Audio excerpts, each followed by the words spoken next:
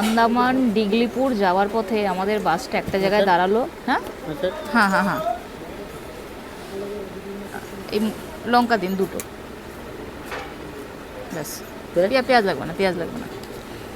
আমাদের বাসটা একটা জায়গায় দাঁড়ালো দুপুরের খাওয়া দাওয়ার জন্য।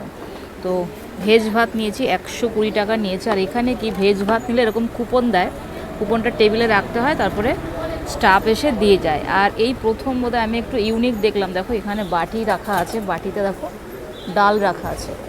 প্রতি কটা টেবিলে দেখছি বাটি রাখা রয়েছে, ওইদিকেও তাই। আর খাবারে দিয়েছে ভাত, প্লেন রাইস, পাঁপড় ভাজা, আলু সয়াবিন, আর এটা মনে হচ্ছে বাঁধাকপি। ওই খাবারটা নিলাম, পুরো মিলটা 120 টাকা। আর সাথে এখানে ডাল রয়েছে, ডালটা নিয়ে নিই। কী ডাল এটা, মুসুরির ডাল নাকি বুঝতে পারছি না, একটু নিই ডাল, ব্যাস। খাবারটা একটু খেয়ে দেখি কীরকম কী টেস্ট।